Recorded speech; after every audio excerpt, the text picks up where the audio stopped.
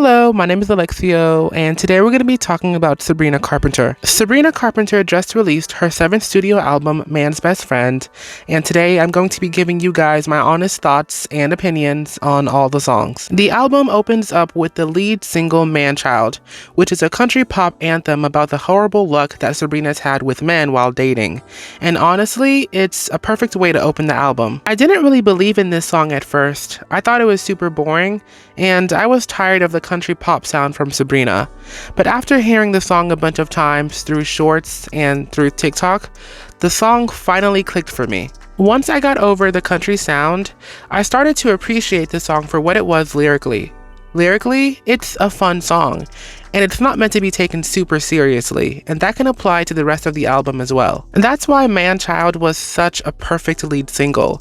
It gave us a taste of what we could expect to hear on the album, both lyrically and production-wise. I think the main idea and the main message behind this album is that Sabrina's love life kind of sucks, and she expands on that on the second song on the album, Tears. Tears is a 70s disco pop inspired track about Sabrina getting turned on when the guy she's seeing does the bare minimum. Something as simple as him doing the dishes or putting together a chair from IKEA gets her going, because her standards for men have dropped so low, so she's willing to reward him for the most basic task. If I could describe the song in one phrase, it would be "The bar is in hell." The music video was super fun and campy, and it featured a cameo from the popular Euphoria actor Colman Domingo. And of course, in classic Sabrina fashion, her love interest dies at the end of the video in the most hilarious way possible. Since the video's initial release on August 29th, Sabrina has changed the ending of the video 3 times, which is genius marketing. But in my opinion, the best ending of the video is the original Deaf by Heel. And while I loved the sarcasm and the wit behind Tears, I think it's one of the weaker tracks on the album, and I think that the next song, My Man on Willpower, is much better. My Man on Willpower is a country pop track about Sabrina feeling unwanted and unappreciated by her partner. But despite the song's subject matter, the production sounds super bright and cheery. I love the melody of this song. It sounds super nostalgic and timeless, and I could see this song becoming a big hit for Sabrina if she releases it as the next single. Sugar Talking is a slower, stripped song about a guy who tries to sweet talk his way into Sabrina's good graces. He tries to win her over with little gestures like sending flowers and texting her lengthy paragraphs, but Sabrina's at the point in their relationship where she doesn't really want anything from him besides sex. It's a nice song, but unfortunately, it is also one of the weaker tracks on the album to me, and I don't see myself revisiting this one. We Almost Broke Up Again Last Night sounds exactly like the title suggests.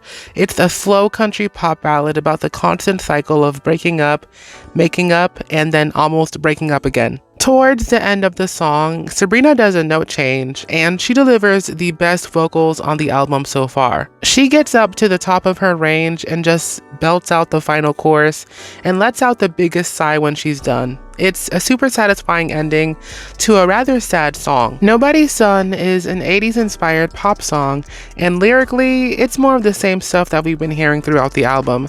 But this song takes place directly after Sabrina gets dumped, and at this point, she's lost all hope and she's given up on finding the perfect guy. The best part of the song is undoubtedly the bridge part, where she speaks directly to the man's parents and reprimands them for raising such an awful son. Never Getting Laid is a vengeful song about Sabrina wishing that her ex never gets laid again because of how awful he did her, and honestly, I love it. I love how passive-aggressive she is on this song. It's such a perfect representation of how most people feel about their exes after a breakup. When Did You Get Hot breaks up the doom and gloom of the past 4 songs and delivers us a fun 2000s inspired pop song about a guy who grew up and got hot. Honestly, it's just 2 minutes and 26 seconds of Sabrina being extremely horny, and I loved every second of it. It was instantly one of my favorite songs on the album on my first listen. Go Go Juice is a fun little song about Sabrina drunk calling her exes. It's an extremely unserious song, and in some parts, Sabrina sounds like she's literally drunk on the record, which was a clever stylistic choice. On Don't Worry, I'll Make You Worry, Sabrina basically admits that sometimes she can be a little toxic. She admits that she loves sending mixed signals and making her partner unsure of where their relationship stands. It's another slow country pop song, and I have to say, this album has a lot more country than short and sweet. We barely get any pure pop moments like Espresso, Taste, Bedchem, or Juno on this album, but we do get some 80s inspired pop on House Tour. House Tour is very 80s, very Barbie coded, and her delivery on this song is super animated, but the lyrics aren't PG. The writing is clever, and Sabrina fits so many innuendos into this song. It's kind of hilarious. I love when Sabrina gets into her pop bag, and she does it really well here. Goodbye is the album's closer, and at this point in the album, Sabrina is completely done with her ex. She's moved on, and any attempts that he makes to reconcile with her will be shut down. Thematically, it's a great way to end the album. After going through the motions with all these different guys, Sabrina decides that she's had enough and she calls it quits. Overall, I would say that I really enjoyed myself while listening to this album. Sabrina's always had a sense of humor in her songs, but on this album, I feel like the comedic aspect of her writing got amped up a lot, which is in no way a bad thing, but it was just kind of funny how she's just constantly poking fun at herself this entire album. Throughout this album, Sabrina is just constantly going through it with these men, and she uses humor as a coping mechanism. Now that I've listened to the whole album, it adds a lot more context to the album cover and the album title.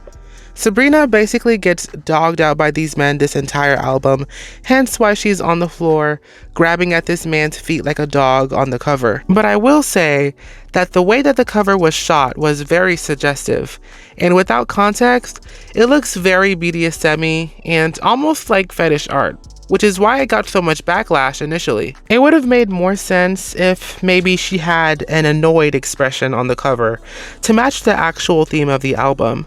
But I get why she ultimately chose this cover to represent the album. It was obviously for shock value and to get people talking. And it worked. Sonically, the album is mostly country, but we also get some 70s and 80s inspired songs here and there. The album sounds very inspired, and you can clearly tell that this is the kind of music that Sabrina grew up listening to. Would I say that this is my favorite Sabrina project ever? No, but it's still a pretty good album, and I had fun listening to it. Sonically, it's not touching the best songs on Short and Sweet, but in terms of cohesion, this album does a way better job at sounding cohesive. My favorite songs on the album were Manchild, My Man on Willpower, When Did You Get Hot, and House Tour. Let me know what your favorite songs were and what you thought of the album down below. Make sure you like the video, subscribe, and thanks for watching. Bye!